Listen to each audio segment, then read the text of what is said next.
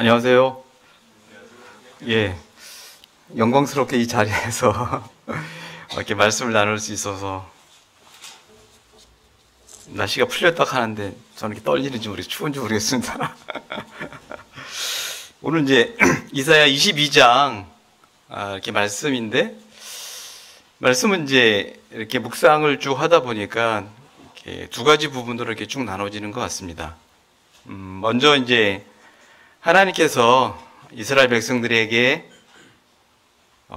이제 아수르라는 그 나라를 통해서 좀 다루심을 갖는 일들이 있었어요. 하지만 그들이 그것에 대하여 회개치 않고 여전히 자족하고 만족하는 그 가운데 있을 때에 하나님이 더 큰, 더 부담스러운 바벨론이라는 나라를 통하여 하나님께서 어떠하신지, 회개치 아니한 그들에게 행하신 그런 일들을 진행하는 것들을 이렇게 좀 보게 됐고요. 또 하나 이제 그 당시에 하나님의 국고와 또 모든 일들을 왕 다음으로 관장했던 이렇게 관원들이 둘이 나오는데, 그렇죠? 둘이 셈나와 여호와김이죠. 그들이 맡은 일들이 정말 귀하고 복되고 또 나라가 참 어려운 가운데 참 있었는데, 그러한 가운데에도 그들이 맡은 그 일로 인해 그들이 자신을 높이고 교만한 마음을 갖고 있다가 결국은 이렇게 패망하고 또 이제 어려움을 겪게 되어지는 그런 일들을 보면서 우리의 모습들을, 이 시대에 우리가 하나님의 귀한 직분과 일들을 맡고 있는 이 일들을 어떤 마음과 일들로 우리가 감당하고 있는가, 이런 생각을 좀 이렇게 해보게 됐습니다. 먼저 이제 1절부터 14절에 나오는 예루살렘 심판에 관한 하나님의 말씀에 대해서 한번 이렇게 나눠보도록 하겠습니다. 이사야 22장 이제 많이 이사야가 올라왔죠. 13장부터 이어지는 말씀에 보면 열방에 대한 심판의 선언을 이렇게 하게 됐었죠. 또 그리고 그 열방의 심판 그 중간에 껴있던 이스라엘이 그들이 또 의존하고 이렇게 또 이렇게 좀 이렇게 담고자 했던 그러한 강력한 그러한 힘들의 그 나라들을 아주 무참히 이렇게 하나님의 주권에 의해서 심판하시는 그 일들을 이렇게 보게 되어지면서 정말 그들이 믿고 의지해야 할 분이 하나님인 부분들에 대하여 말씀해 주고자 하는 것들을 이렇게 보게 되어집니다. 1절부터 이렇게 4절까지의 말씀을 이렇게 좀 보려고 하면요. 먼저 열왕기하 18장이죠. 그리고 이사야 36장, 37장에 있는 말씀들은 잘 아시겠지만 제가 간략하게 좀 내용상 이야기를 좀 드리면요. 히스기야가 이제 왕이 되어진 그 후부터 그 당시에 중동의 패권을 갖고 있던 아수르가 굉장히 많은 침공과 힘과 압력을 가하는 그런 상태 가운데 있었어요. 그래서 이제 그들에게 어떤 일들이 있었냐면 아수르라는 그 나라에게 조공을 바치게 되어지는 아주 굴욕적인 일들이 있었죠. 성전 안에 있는 은과 금, 그리고 궁궐이 갖고 있던 은과 금도 다 걷어서 바치는 일들.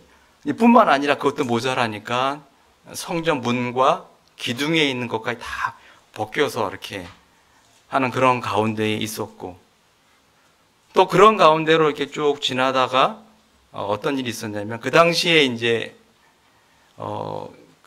이스라엘에서 어떤 마음들이 있었냐면, 너무 이제 그 아수르에 대한 핍박과 힘듦이 있었기 때문에 옆에 있던 열강 중에 하나였던 애굽에 대하여 또 의지하고자 하는 어떤 그런 글들이 있을 때에 그 당시에 이제 왕이었던 사네립이죠. 사네립이 장수 압사게를 보내서 아주 히스기야 왕들과 이스라엘을 굉장히 이렇게 압박하는 그런 상황 가운데 있었던 상황이에요. 그들에게 이제 협박도 하고 너희가 믿고 있는 이 애굽에 대하여 폄하하고, 그리고 너희가 믿고 있는 하나님이 너희를 지켜줄 수 있겠느냐. 아주 이렇게 어려운 말 가운데 막 있을 때에 당시의 왕이었던 히스기야 왕이 그들의 일들을 어떻게 감당할 수 없었기 때문에 베옷을 입고 무릎을 꿇고 하나님 앞에 이렇게 회개하는 그런 일들이 있었습니다. 그때 정말 기적 같은 일들이 일어났었어요. 새벽 미명에 주의 천사들이 그들의 진영에 가서 18만 5천 원이라는 사람들을 순식간에 이렇게 날려버리고 죽는 그 일들이 너무 놀라운 일들이었었죠. 그런 일들에 있는 배경, 그 즈음에 있었던 요 배경이 1절과 2절이 이제 시작되어 있는 요 말씀드립니다. 1절에 보면 환상의 골짜기에 관한 경고라. 내가 지붕에 올라가면 어찌함인고. 이 환상의 골짜기는 이제 다른 말로 하면 이제 예루살렘을 이렇게 지칭하기도 하죠. 이 예루살렘은 이제 많은 선자들이 거처하며 활동했던 곳이고, 특별히 이제 하나님의 성전이 그곳에 있었기 때문에, 또 하나님의 임재가 있다고 여겨졌기 때문에 이스라엘 백성들의 마음 가운데에는 굉장한 이렇게 큰 자부심이기도 했고, 또 그들을 지켜주는 어떤 든든한 어떤 부분들이 같이 있다고 생각했던 그런 곳이기도 했었죠. 그런데 이러한 것들에 있었더 하지만 실제로 이제 그곳 가운데에는 아주 부정이 있었고 불의가 있었고 하나님을 경외하지 않는 부분들이 만연한 가운데 있었던 이런 상황이었습니다. 그런데 그리고 또 이러한 상황 가운데에 아수르가 그 강한 아수르를 물리치는 것 듯한 그런 모습이 비쳐 보여졌기 때문에 이들에게는 어떤 하나님이 주신 경고나 회개치 않는 그런 마음을 회개치 않은 게 아니라 자족하고 높이는 그런 마음 가운데 있었던 그러한 상황에서의 일들이에요. 그래서 2절에 보면 소란하고 떠드는 성 즐거워하던 고울이여. 이러한 이들에게 하나님께서 일하시겠다는 겁니다. 내가 지붕에 올라가면 어찌함인고. 이 당시에 이제 이들이 지붕에 올라가니 특별한 내용 제가 잘 파악은 잘 안 되겠는데 즐거워서 이것들을 즐거워서 올라갔을 수도 있고 또 지붕에 올라가서 더 이상 아수르나 또 그 외 다른 것들 침공에 대하여 망대처럼 경고하는 마음 가운데 있었는지는 모르겠어요. 하지만 그 2절 이후에 이어지는 말씀들을 보면은 너의 죽임을 당한 자들은 칼에 죽은 것도 아니요 전쟁에 사망한 것도 아니다. 그렇게 되어졌던 그 예루살렘이 이렇게 변한다는 거예요.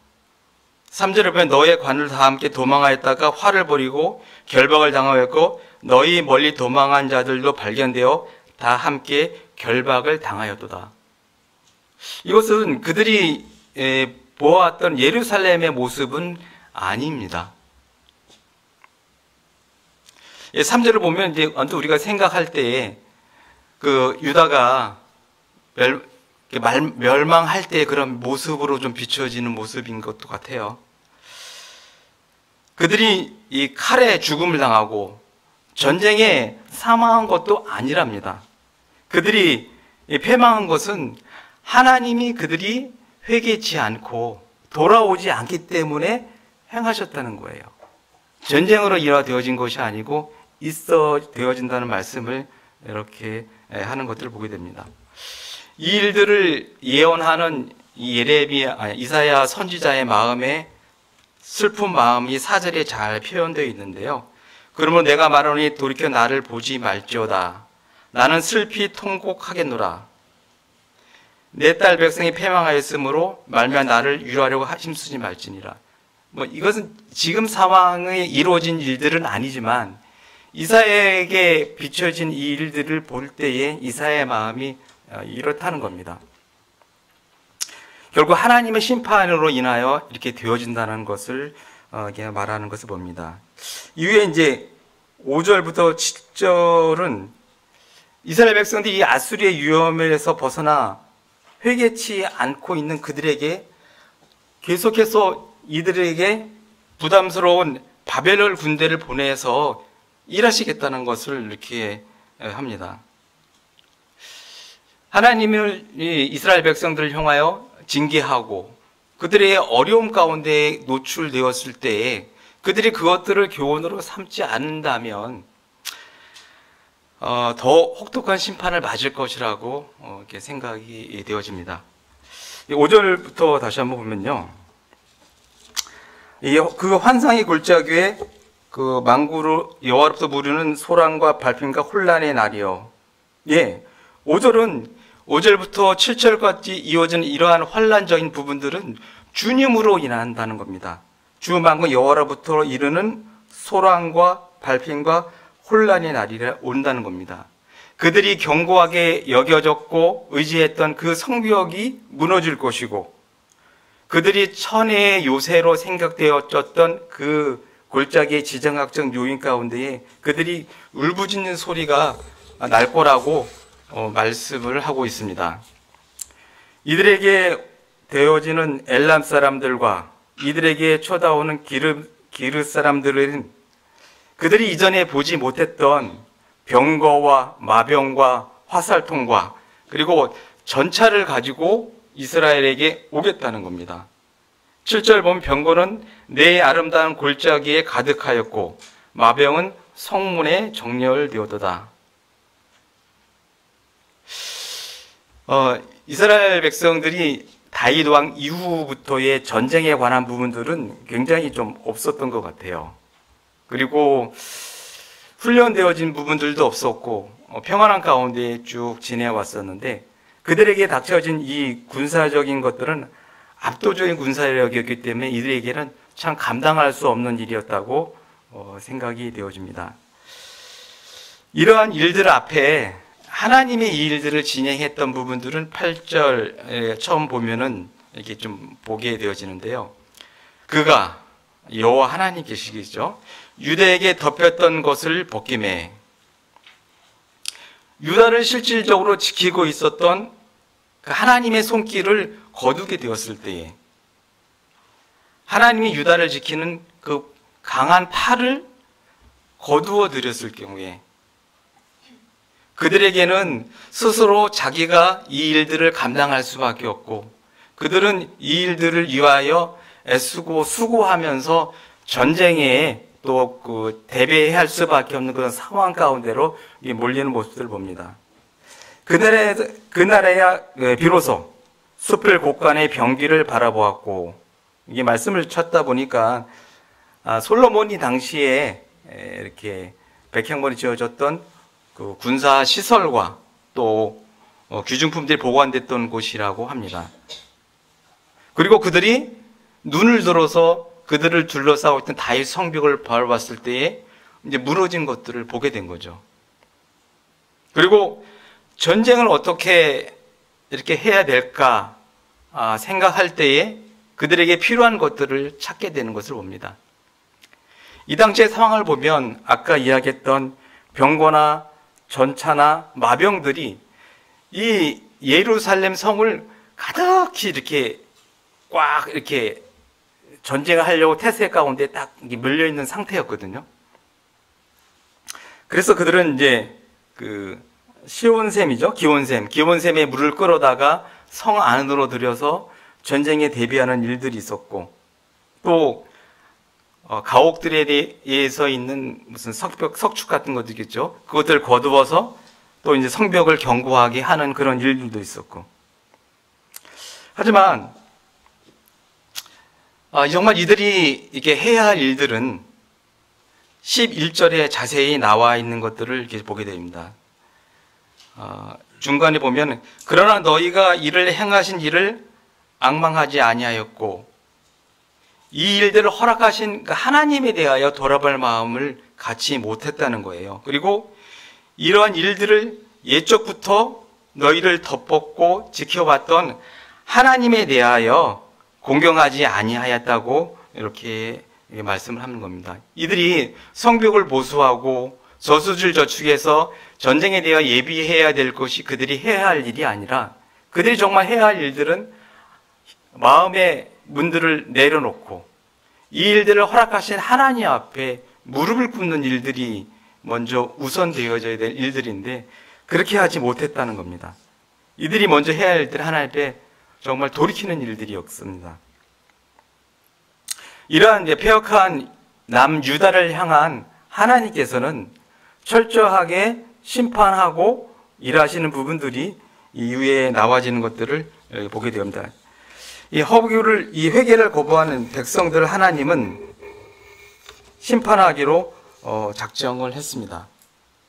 12절에 보면 13절 같이 이어서 보겠습니다. 하나님은 그들에게 명령하사 통곡하고 애곡하라고 말씀하셨습니다. 하나님 앞에 가지라는 낮은 마음을 요구했지만 그들이 정작 가졌던 마음들은 13절에 나오죠.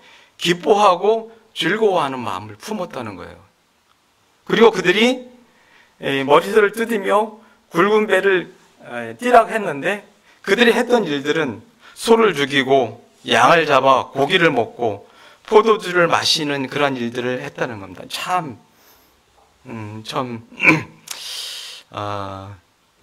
지금 이 시대의 패역한 모습도 보여진다 하지만 정말 그때에도 이러한 패역한 모습들이 있다는 것을 이렇게 보게 되어집니다.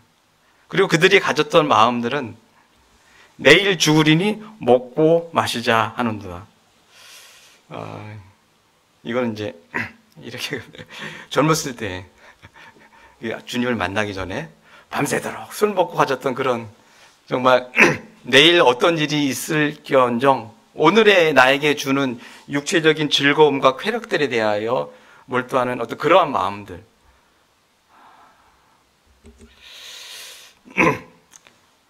참 이러한 마음대로 갖고 있을 때 결국 이러한 이사야의 예언과 이런 말씀이 이후에 한 150년이 경고가 된 이후에 정말 이스라엘에게 남유다에게 시드기야가 결국은 예루살렘 이 성을 버리고 관으로까지 도망가는 일들이 생기죠. 그러다 이제 잡혀서 결국은 이제 두 눈을 빼앗기고 바벨론으로 잡혀가는 그런 일들이 있는 것들을 이렇게 보게 됩니다. 여기 이러한 것들에 대한 14절에 보면 하나님은 정말 이 죄악은 너희가 죽기까지 용서하지 못하리라고 말씀하셨을 뿐만 아니라 심판을 받을 것이라고 말씀하셨고 그대로 이루시고 준행하시는 하나님을 이렇게 참 보게 되어집니다. 정말 이들이 정말 준비했던 것은 하나님을 찾고 구하였어야 되는데 그렇지 못한 것들이 참 안타까운 생각이 들어집니다. 제가 이 말씀을 보면서 이제 요한복음 말씀이 좀 이렇게 한번 생각이 났었어요. 요한복음 3장에 보면 하나님께서 세상을 이처럼 사랑하다 독생자를 보내주시는 그러한 일들에 대한 일들이 나오는데 그 이후에 보면 사람들이 그 하나님이 보내신 그 일들에 대하여 받아들이지 못하는 그러한 세대인 것들이 나타내는데 19절에 보면은 그것에 대하여 이렇게 표현하는데 그 정죄는 이것이니 곧 빛이 세상에 왔을 때 사람들이 자기 행위가 악함으로 빛보다 어둠을 더 사랑한 것이라. 정말 이 이스라엘의 모습이고 또 주님을 만나기 전에 또 저의 모습이기도 했고 현 세대의 모습이기도 했다는 그런 생각을 좀 하게 됐었어요. 그리고 내일 죽으리니 먹고 마시자. 이 말씀이 또 이제 현대 찾다 보니까 이제 신약에서도 이렇게 응용된 말씀이 있더라고요. 고린도서 15절에 보면 사도 바울이 이제 부활에 대하여 그리고 예수님의 재림이 없을 때에 대하여 이렇게 말씀하실 때 표현한 건데 내가 사람의 방법으로 에베소에서 맹수와 더불어 싸웠다면 내게 무슨 유익이 있으리요? 죽은 자가 다시 살아나지 못한다면 내일 죽을 터이니 먹고 마시자 하는 놈이다. 이 시대에도 여전히 이러한 마음들이 팽배하고 있다고 생각합니다. 사람들이 죄에 대하여 무감각하고 또 그 심판에 대하여 절대 있을 수 없다고 생각되어진 그런 마음들이 흘러가는 마음의 세계가 옛사람이나 지금이나 동일한 것 같습니다. 이런 시대에 이후에 또 베드로 이제 후서나의 또 말씀들을 볼 때 우리가 정말 회개하고 또 이런 일들을 잘 알아 나갈 수 있도록 그리스도의 은혜와 아는 지식에 자라야 되겠다는 마음들을 조금 정말 해보게 됐습니다. 정말 그래야만이 이러한 세대를 잘 분별하고 준비할 수 있다는 생각이 좀 들었고요. 그리고 이제 그 15절부터 이후에 25절까지는 이제 셈나와 엘리야김에 대한 이렇게 말씀을 나누는데 15절 보면 주 만군의 여호와가 이르되 너는 가서 국고를 맡고 왕궁 맡은 자 셈나를 보고 이르기를. 이 국고를 맡고 왕궁 맡은 자 셈나, 이 사람은 이제 아수르의 침공 시대에 장수에 대하여 같이 협상하고 나갔던 그런 사예요. 그들에게 아수르에게 조공을 바치고 아수르에게 협상을 하는 그러한 자에 있던 그 사람이 국고를 맡고 왕궁을 맡았는데 그가 이제 어떠한 일들을 했었냐면 10절에 보면 자기를 위하여 묘시를 받고 높은 곳에 자기를 위하여 묘시를 받고 반석에 자기를 위하여 처소를 쪼아 내었도다.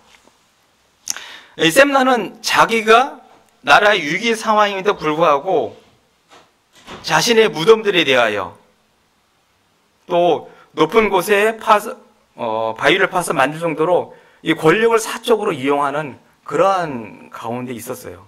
그러다 그는 정말 나중에는 이제 서기관으로 강등되어지는 그런 일들이 있지만 이러한 자에 대하여 하나님께서는 꼭 심판을 하시겠다는 거예요. 어떻게 심판하겠다냐면은 이게 참 이렇게 표현이 그런데 내가 너를 모질게 감싸서 공같이 정말 어떻게 할지 모르겠지만 이렇게 감싸서 이렇게 해서 먼 곳으로 던져버리겠다는 거예요. 정말 그 하나님 앞에 회개하고 이스라엘 백성들에 대하여 이 그 국고 맡은 아주 중요한 자리와 또 침공할 그 당시에 있었던 그 사람이 했던 그 일들이 이렇게 행한 것들에 대해서는 반드시 심판을 하고 하겠다는 그 말씀들을 이렇게 되어졌습니다. 결국 나중에 이 그 셈나는 그 애굽으로 피하게 되고 거기서 죽게 되어지는 그러한 처참하게 되는 일들이 이게 보여지는 것을 보게 됐습니다. 또 이후에 보면 20절에 보면 그날에 내가 hilki야의 아들 내 종 엘리야김을 불러 여기서 이제 내 종이라고 이렇게 표현된 것을 보면 아주 하나님 앞에 신실하고 또 준비된 자로 이렇게 표현되는 것 같습니다. 그와 반대로 엘리야김이 있었어요. 그에게 하나님이 어떤 일들을 하겠다고 말씀하시냐면은 셈나게 입혔던 옷과 띠를 취해서 엘리야김에게 입히고 정권을 그에게 맡기고 내 종이라고 아주 영광스러운 칭호를 보고 있는 모든 것처럼 셈나가 했던 모든 것처럼 이 국고를 다 그에게 맡기는 그 일들을 주겠다는 거예요. 또 22절에 보면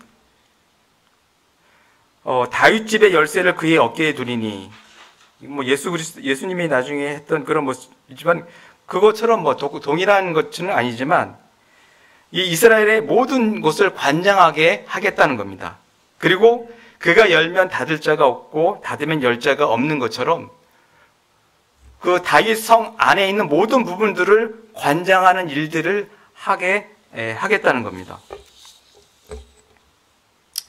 그렇게 하는 그 일들이 행하는 그 엘리야김은 어떻게 될 것이냐면은 못이 단단한 곳에 박힌 같이 경고하게 될 뿐만 아니라 그가 하는 일과 그의 일들에 대한 영광으로 말미암아 아주 높임을 받을 것이고 높은 보좌를 될 것이고 그의 지위와 그와 더불어 그의 집안도 명예를 함께 누릴 것이라고 이야기합니다. 하지만 하나님께서는 그가 누렸던 권세나 영광에 대해서 25절에 보면 사가서 부러질 목과 같다고 경고하는 말씀도 이렇게 하는 것들을 이렇게 보게 되었습니다. 25절에 보면 만군의 여호와께서 이르시되 그날에는 단단한 곳에 박혔던 못이 사그리니 그 못이 부러져 떨어짐으로 그 위에 걸린 물건이 부서지려 하였다 하라. 나 여호와의 말이리라.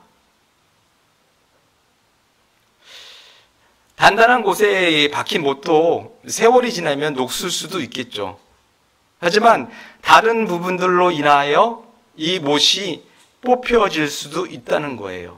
그렇다면 엘리야김이 가졌던 그의 영광과 보좌와 그로 말미암아 그의 가족과 됐던 모든 부분들도 쉽게 없어질 수도 있다는 겁니다.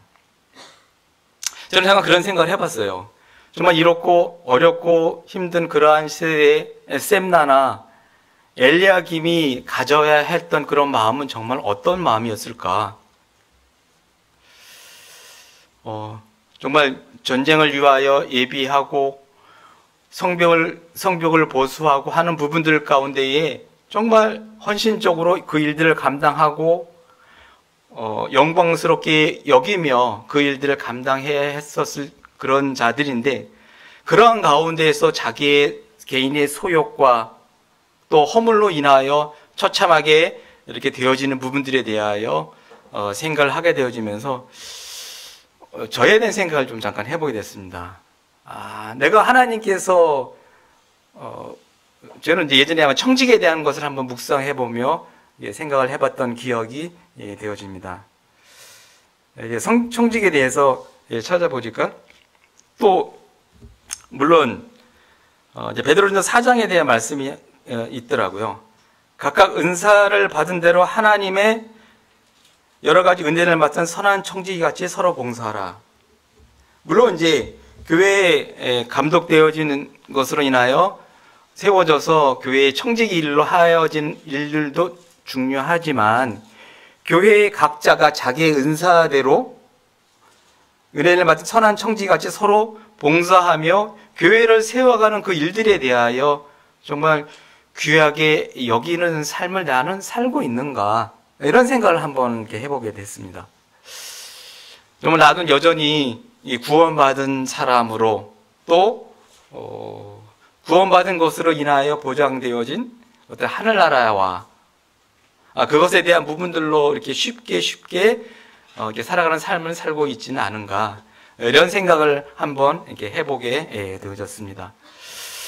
이제 올돌결에 말씀은 이제 정리하면서 여러 가지 이렇게 나오게 되어졌는데, 정말 우리가 이스라엘 백성들, 남유다 백성들을 통하여 되어지는 하나님 앞에 겸비하고 낮은 마음으로 이렇게 회개하며 오늘 하루의 삶을 살면서 하나님의 뜻이 무엇인지 분별할 수 있는 그런 낮은 마음을 갖게 되어지기를 참 바라고, 또 교회 안에